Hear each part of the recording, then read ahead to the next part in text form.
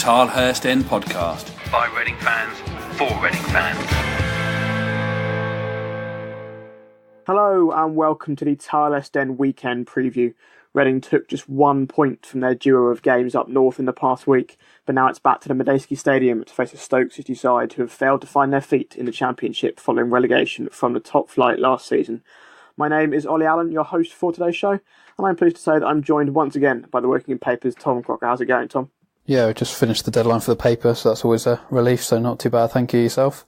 Yeah, not too bad, thanks. I mean, I say it was only a point from those two games, but I mean that's probably slightly harsh maybe on Reading. I think, obviously it's not a good return in terms of points wise, but certainly performance wise, there was certainly something to build on there. I think. I mean, sure, you might have hoped that we'd potentially been able to grind out a win against Wigan. I mean, it was a first away clean sheet of the season, and we were only denied a draw by Leeds by a very late penalty save. But I mean, I think to me, we did seem to sort of approach these games in the right way. I think especially against a Leeds side who have been sort of quite lauded tactically under Marcelo Bielsa. I mean, we had a game plan, rode our luck a little bit, and very nearly did get a point. Of course, Mark McNulty having his penalty saved in the 89th minute by Bailey Peacock Farrell. And I'd probably say this more in hope than anything else, Tom. But I mean, I think because Reading do seem to sort of turn the corner on a number of occasions before sort of regressing again. But there might just be foundations to build on going into these home games against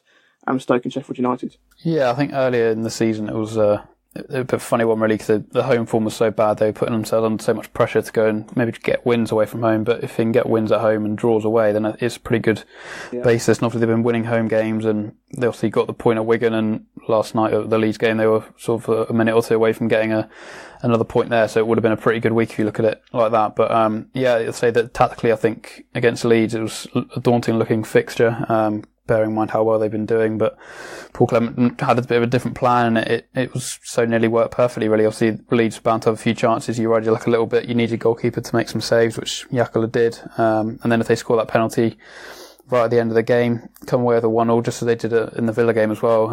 It was a late penalty there. If they score this one, then it turns into a pretty good week, and you go into those home games and you win one of those, and you're on a pretty good run. Obviously, they were 3 unbeaten going into last night as well. So yeah, it's obviously massively disappointing to come away with the defeat against Leeds, and suddenly now they do put themselves under a little bit of pressure to pick up a win in these home games, Stoke and Sheffield United, difficult games as well.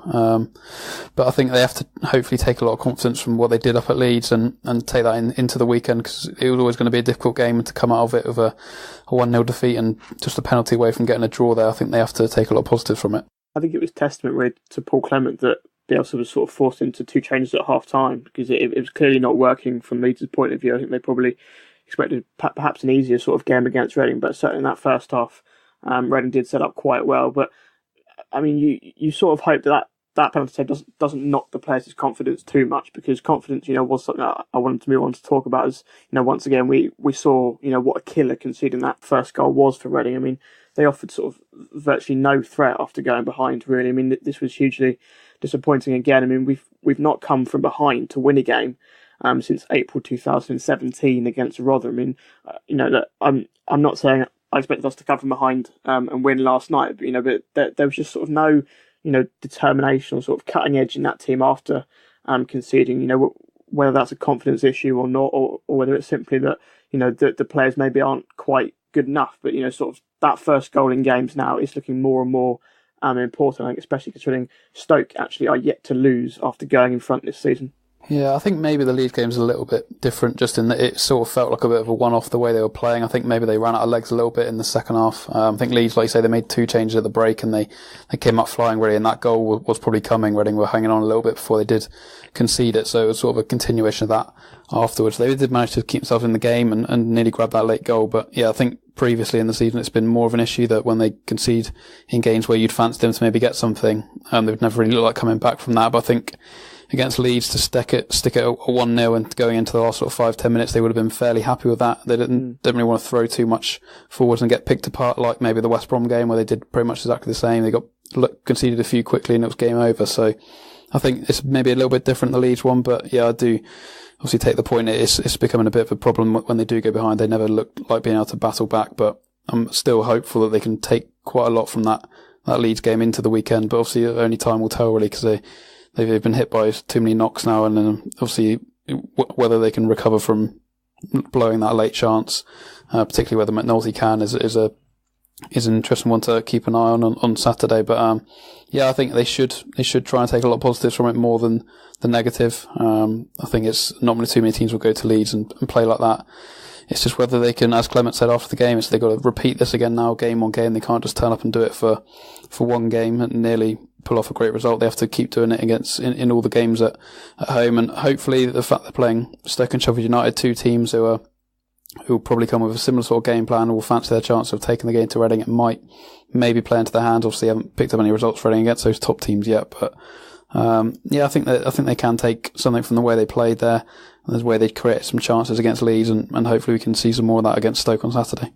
I think that's what Dave Edwards was saying on the Sky coverage. I think he was one of the pundits for Sky for the game, and sort of he was saying that Reading do seem to be playing better against these teams who sort of want to come and attack the game and sort of take the game to Reading, and we actually perform better sort of in those circumstances. And certainly, I think you look at that Leeds game last night, I think against Aston Villa, it was quite a similar story, and obviously we scored that penalty against Aston Villa that didn't quite happen last night, but I think especially perhaps less so against Stoke, but certainly against Sheffield United in just over a week's time, it could be worth sort of deploying sort of a similar game plan against them. But looking ahead at the Stoke game, we're recording this on the Wednesday evening, so before Stoke host Derby. But in the lead up to that game, they've drawn their last three matches to put them 13th in the table and 6 points ahead of Reading. Of course, that could be 7 or 9 by the time you're listening to this, but it's probably fair to say that they haven't really performed as well as many people would have expected them to this season, following relegation from the Premier League. I think both of us tipped them for promotion straight back to the top flight. I think this game sort of has now become sort of something that Reading need to be getting something out of. I think maybe even a win. I think especially after not quite getting that point last night, you might have argued that we could have beaten Wigan at the weekend, but it sort of places a little bit more pressure on this game now. I think especially that opportunity is there. I think Stoke have dropped points away from home at the likes of Rotherham and Preston so far this season. So I think it's certainly one that Reading can look at and think about their chances of getting something from it. Yeah, obviously they've only got 2 points in the last 3 games now, so suddenly it does immediately put a bit more pressure onto it. I think I still would say Stoke could easily end up as one of the teams that does go up in the end. It's quite tight in there, and I say if they can get a result against Reading, that'll push them up even more. So I feel like they've turned a corner a little bit. It looks like from their results, a slow start under a new manager as well, and freshly relegated. They didn't quite adapt maybe straight away, but they seem to have improved a bit. I think 1 defeat and 9 before that Derby game. So they've proven themselves hard to beat. They've still got plenty of Premier League players, really. I think Butland, Joe Allen, Tom Ince, those sort of players you look at would still play for them if they were in the Premier League, probably. So in terms of quality, they've got it there. But like you say, it's a game as well that Reading can look at, and Stoke, that they haven't been turning every team over. They've been finding it difficult on the road a little bit. So it's one, I think as well, Reading with obviously a week off and then until playing Sheffield United, which is another very tough game. They have to look at a home game against Stoke as one where they've got to pick up points, really. They're still level with a relegation zone after the Tuesday games. It's not like they can look at these home games as a freebie or anything. They need to be picking up points at home, especially when they're struggling to win away from home now as well. So, their home form's been good though, which is something to take into that game of the weekend. I think they'll fancy their chances. If they can repeat the performance they did against Leeds, it may well be enough to get something on Saturday. So, both teams will probably fancy they can win it. It's just whether Reading can produce a similar sort of performance that they did in midweek, or whether Stoke's big players turn up on the weekend. If they do that, I think it'll be a difficult afternoon for Reading.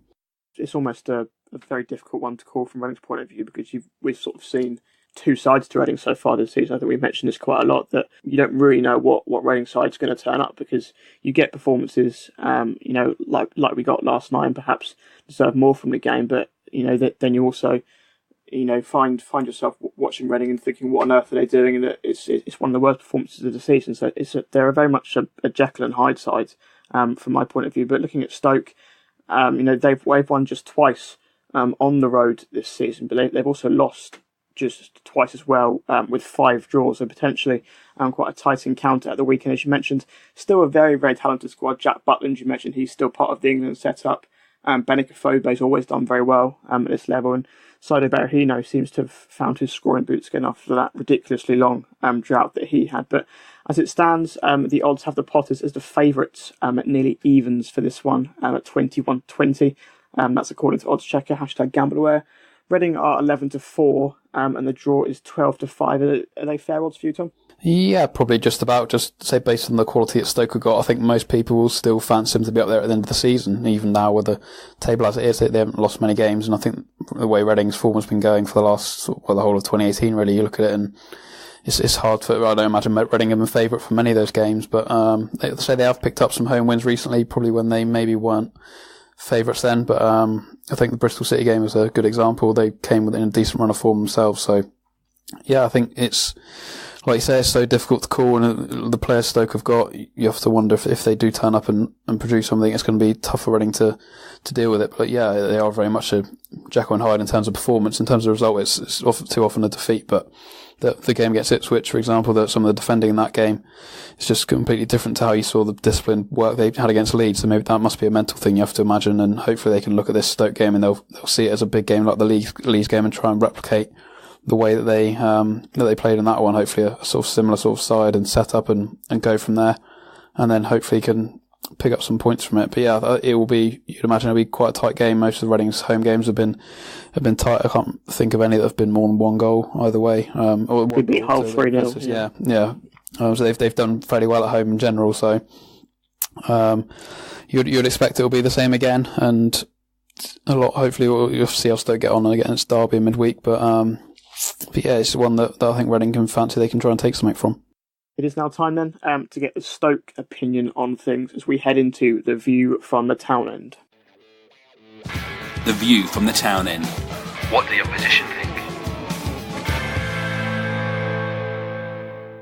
View from the town end time now, and with Reading hosting Stoke City on Saturday this week, I'm joined by Potters fan David Cowlishaw from the Wizards of Drivel podcast. How's it going, David?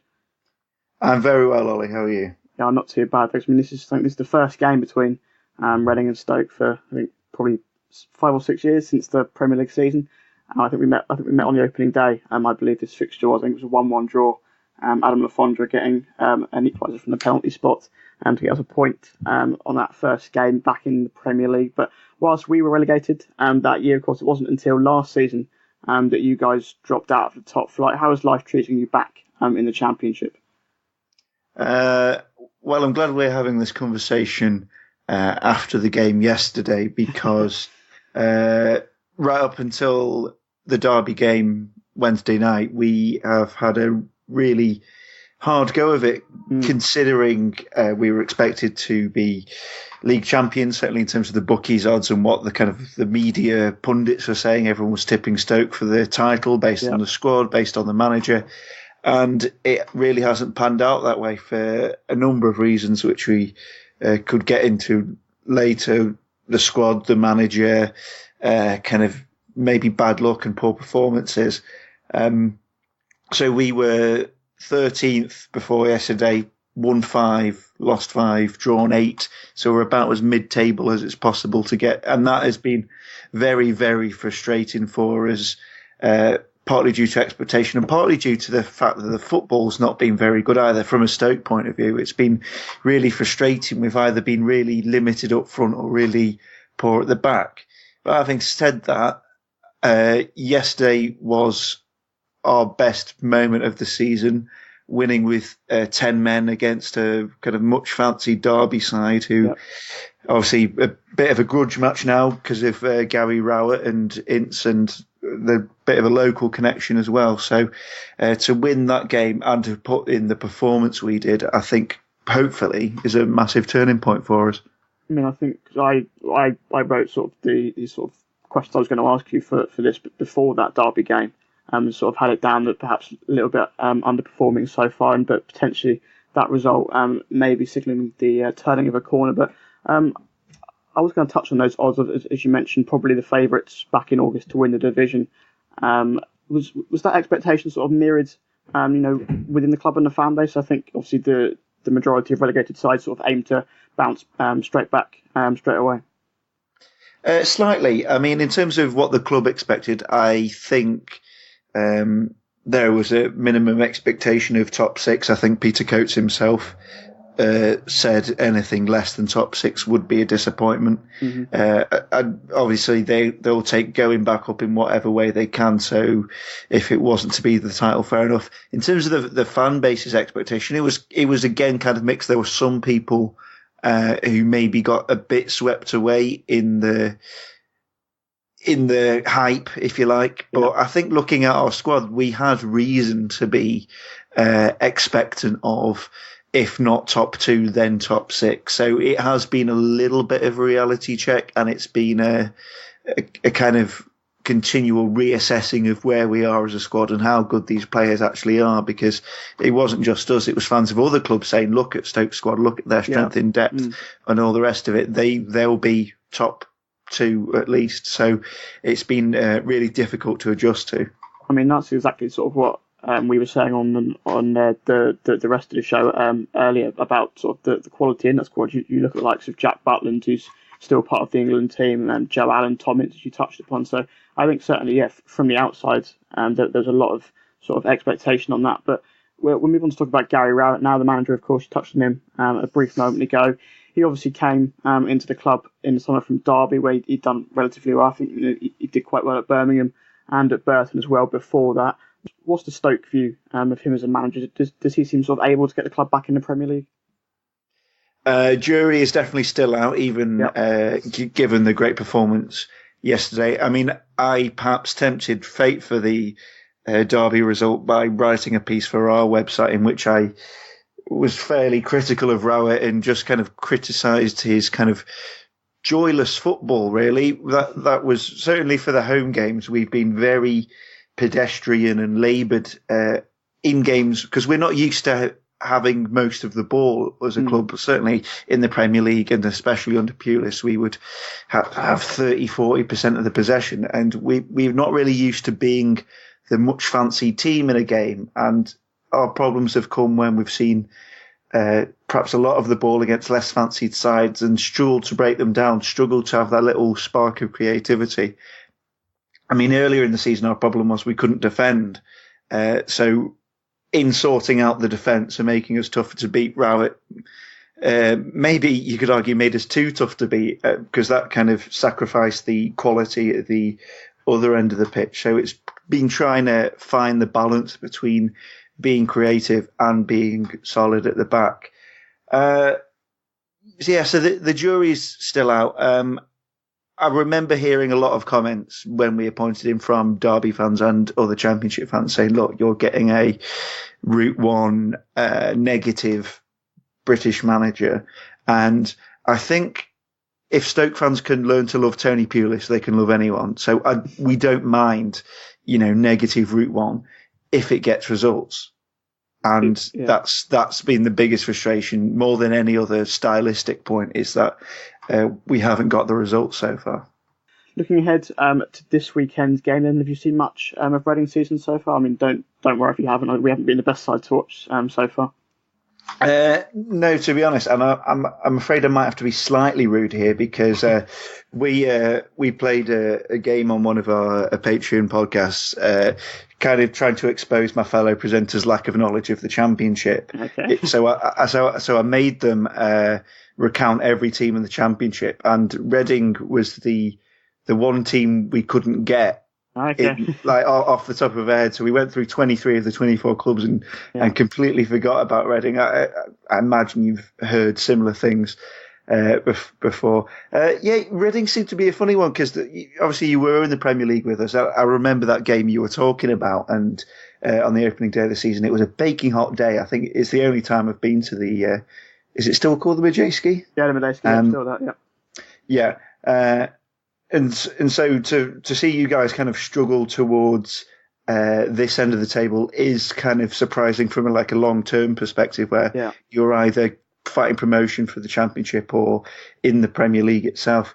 So, I haven't seen much of you guys because, like I said, you guys do kind of slip under the radar because you've not been fighting toward the top. But I'm just going through your squad. You've got some decent players. I think Bakuna's a good player, and I need to see more of the likes of Aluko and Barrow, because I think they're potentially guys who've had a bit of a wayward career, but possibly is something in there. From the outside, people always say on paper, this is a squad that we've got that really shouldn't be in our position. And I think our game against Leeds was televised on Tuesday evening, and sort of the commentators were saying, looking at that squad, it's not one you expect to be down there, but it's just sort of been a sort of downward spiral in the last couple of years since the playoff final defeat back at Wembley. But there certainly is quality on there. You mentioned Mo Barrow. Could potentially, I think he's suffered with illness the last couple of games, but he might be back for Saturday. But as for Stoke, who should Reading fans look out for in terms of your key players? Well, I think based on yesterday, what surprised me about yesterday was we played Sam Clucas as a left winger, and I was really kind of concerned because I had him pegged as a central midfielder, but he put in a storming performance, as did Tom Ince on the other wing as well. And Tom Ince can be very kind of patchy in terms of form, but when he's playing well, he's a really, really good winger and can be tough to handle. So those two. And I think what's slightly going under the radar this season is Saido Berahino has reinvented himself as a striker. He's still not a great finisher, and he's still not got a really good scoring record, although he has kind of broken that ridiculous 2-year duck this season. But he's a really strong, committed forward player now, which is something I didn't expect to see from him. So those three will be kind of a front three, if you like. And then in midfield, Ryan Woods has been a fantastic signing for us. Great eye for a pass. Berahino went on some sort of ridiculous goal-scoring drought, didn't he? I think it was probably about over a year, wasn't it? I think so. But it obviously seems as though playing in the Championship now might be able to have found his feet. Finally, then, David, how do you see the game panning out? Can I get a score prediction for Saturday from you? I'm gonna keep my fingers crossed that yesterday was a turning point for us, and we have actually possibly found it better on the road than we have at home this season, picking up 1-0s against Norwich and Bristol City, for example. So I'm going to remain optimistic and say 1-0 to Stoke. I'm going to go for a 1-1 draw. I mean, there's been plenty of talk sort of amongst our fan base, following a draw away to Wigan at the weekend and a loss at Leeds on Tuesday, whether we would sort of take a point at home to Stoke. Sort of from your end, would a point sort of be acceptable against a team in our position, or is it sort of a game you look at and sort of need to be winning to sort of push up further in the table? I think what the main thing we want at the moment is just a high level of performance. If we got a draw but were committed and looked like we had a set game plan, I think a lot of us would take that. If we kind of got a draw in a drab game where we didn't really play that well, then maybe things would be different. I think most fans would accept a draw, but we really need to be picking up wins. I think it might well be a tight game. Also, you've gone for a 1-0 Stoke, and I've gone for a 1-1 draw. I think it could be quite tight either way. But my thanks then to you, David, for joining me on The View from the Town Ends. All the best at the weekend and for the rest of the season. Okay, thank you very much. It's now time then for me and Tom to discuss Reading's team news ahead of Saturday and pick up preferred lineups for the game. Get social with the boys. Find them on Twitter at the Tilehurst End and facebook.com/the Tilehurst End. Welcome back to the Tilehurst End weekend preview ahead of Reading versus Stoke City this Saturday. How are things looking injury-wise ahead of this one, Tom? I think Paul McShane, Mo Barrow and Sam Baldock all missed the Wigan and Leeds games with problems. Are we expecting to see any of them potentially back against Stoke? It sounds like McShane's probably missing not too sure with him. It sounds like he's aggravated his old injury and it might be a little while till he comes back in. Obviously he hasn't played for quite a while, so I can't see him being around for the weekend. In terms of the other ones, I think obviously Mo Barrow, he was ill, I think, so I would imagine he'll be back involved at the weekend. There's no sort of confirmation of that just yet. Baldock, it sounds like it's a minor injury as well. He obviously had a little problem a few weeks ago as well. He missed a couple of games, so I think it might be a similar sort of case for him. It sounds like he may well be back. If not this week, then next week, so it doesn't sound like too bad for him. So yeah, I imagine those two would be available if selected, and then I think the rest of them are pretty much as you were. All that considered, what would your team be for the weekend? So I think you should try and stick as similar as you can to the Leeds game. Really, I'd go for a couple of changes. I think Gunter and Swift weren't particularly great against Leeds, so I'd definitely bring Plackett back in for this one. And then, probably change it a little bit and bring in Barrow back on the wing. It's obviously, it depends if Baldock's fit and if Barrow's fit, and obviously Josh Sims is another option as well. But so in goal, Yakola's obviously brilliant again at Leeds. He seems to be number one for sure now.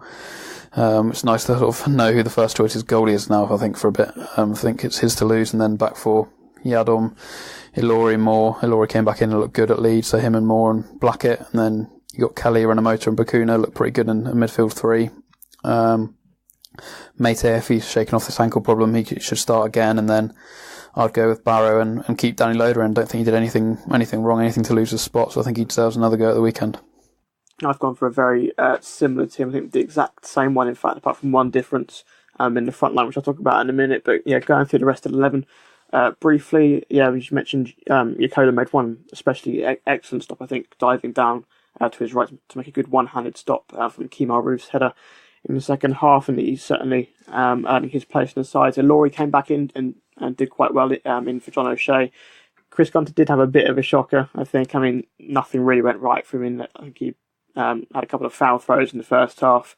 He was caught a couple of times being far too sort of close to the centre-back and sort of allowing, I think it was Pablo Hernandez and Clark, I think, the right-back as well for Leeds, sort of getting in down the right-hand side quite on a number of occasions. And then there was that bizarre sort of handball incident in the second half where he sort of appeared to punch the ball. I think sort of everyone assumed that sort of the play had finished, but the ball hadn't quite crossed the line if you look on the Sky cameras. So perhaps a bit of a let off there for Chris Gunter. I would agree in taking him out and bringing Tyler Blackett back in. I agree. I thought Liam Kelly, Bakuna and Renamotor did fairly well in midfield. I think Renamotor especially, who we'll talk about more in a minute. But Danny Loader as well definitely deserves to keep his place. It's fantastic to see him being given his opportunity after doing well with the youth teams, with Reading and with England as well. Yaku Mate, as you mentioned, he didn't look quite up to speed. I mean, obviously, maybe not fully fit. He came off after 70 minutes, but I think he was also sort of deprived of service last night as well, so he couldn't have quite the impact on the game that he would have wanted to. But I would keep him in. And then I would also take John Swift out, who I thought he was really poor against Leeds and almost didn't look like he could be bothered half the time. He looked quite lightweight in that midfield. And instead of Mo Barrow, I would replace him with Josh Sims. I think I'm probably one of I think if you've listened to this podcast a number of times, I know that I'm a big fan of Josh Sims anyway, but obviously he came on against Leeds and won the penalty that McNulty missed. But is it perhaps the case, Tom, that Sims is maybe best used as a sort of player off the bench? I think because that is when he does seem to have the greatest impact. I mean, Paul Clement, certainly sport for choice with options out wide with Sims, Barrow, McCleary, who also featured yesterday. Sonny Luco started against Wigan at the weekend, and Sam Baldock's also largely played on the left when he's played. Loader, of course, also played on the right-hand side against Leeds. So there are plenty of options out wide for him. Yeah, I think I've picked Sims in this sort of team lots of times in this podcast, and obviously he's only started a couple of games, but you can sort of see why now when he does do so well when he comes off the bench, and that's probably why I've just gone with Barrow over him and then bring him on later on. But I think he does deserve some starts at some point, so whether that's this weekend, it certainly wouldn't be against that. He's obviously been out of the squad a little while, came back in, came on against Wigan, and came on against Leeds and got the penalty there, as he has done in other games, made a good impact. So yeah, I think he'll certainly be involved in some way or the other. But like you say, there's good options there, and I don't think you've mentioned Sonny Luco, unbelievably. But it's another option that there's lots of players who can play out there. They've all been given a bit of a go in recent weeks. Swift it was a bit of a tough one for him. I think he had to work pretty hard in that first half. He was sort of playing up front and on the left wing at the same time, it looked like in the first half, with Loader sort of getting stuck up front a little bit and Sims having to drop in, Swift having to drop in. So I think he had to do a lot more work than some of the others, and then I think he just tired in the second half, which obviously then he got done a little bit defensively, so it didn't quite suit him, that formation. I don't think. I think he's much better when he's sort of in the middle playing behind the striker rather than out wide. So unless there's a sort of a change of system, I'd imagine he'd drop out. But yeah, there's good options there, and Sims or Barrow's a bit of a toss-up. Obviously, it depends whether Barrow's fit as well. He's obviously been ill, so I'm not too sure how much he's trained yet. And then I think if Baldock's fit, he tends to play there, so I think if he's fit, he may well start as well. So there's good options. I think whoever doesn't start that a lot will do pretty well when they come off the bench as well. But yeah, hopefully he may take and shake off his problems. I think he's still quite important to have him up front, even though he's obviously, like you say, starved the service a bit the other night. He's worked so hard up front, and they'll struggle a little bit if they don't have him, I think.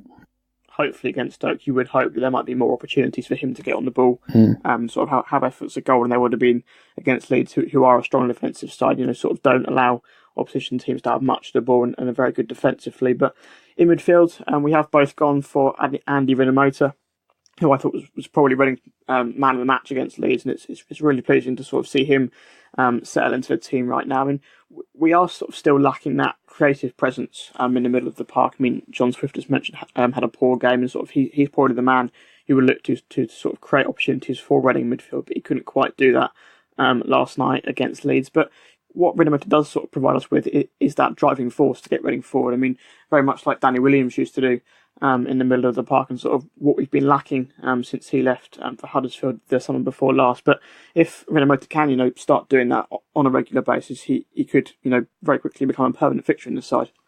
Yeah, definitely. I've been really impressed when I've seen him this season. Obviously, he got taken off at half-time in the Ipswich game, I think it was, and there was sort of some question there as to whether that was sort of his time in the team done from the start, but he got put straight back in at Wigan and played again against Leeds, and I think it's his spot to lose now, definitely. I don't think there's any reason to take him out of there.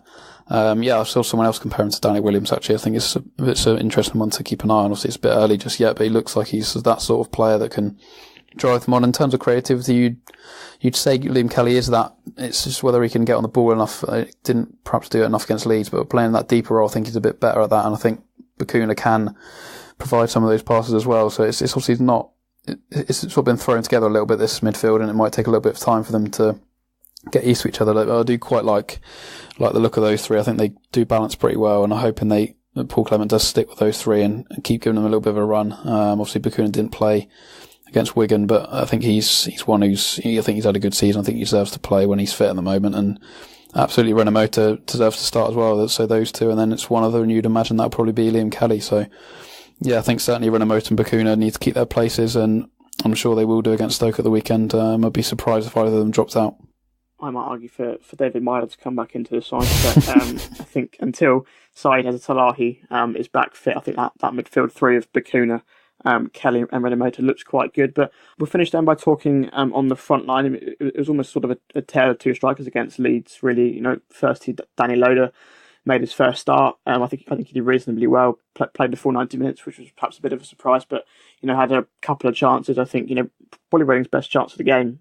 Besides the penalty, sort of fell to Loader when Gunter crossed in and couldn't quite get enough power on his header. Loader, but he looked bright for most of the game. And obviously, this came after doing well after coming on as a sub against Wigan at the weekend as well. But then you had Mark McNulty, who obviously came on for Liam Kelly. As sort of Reading pushed for an equaliser against Leeds, had his chance to get off the mark for the club with the penalty, but it was saved. It wasn't that bad a penalty. I think it's an excellent save from Bailey Peacock. Farr, I think, potentially could maybe put a little bit more power on it or a little bit more height on it, but it certainly wasn't a bad penalty at all from McNulty. But certainly missing that isn't going to help his confidence at all. I think it's probably already quite low after sort of not featuring much this season, and it certainly now seems like Danny Loader, only 18, is now officially pushing ahead of him in the pecking order.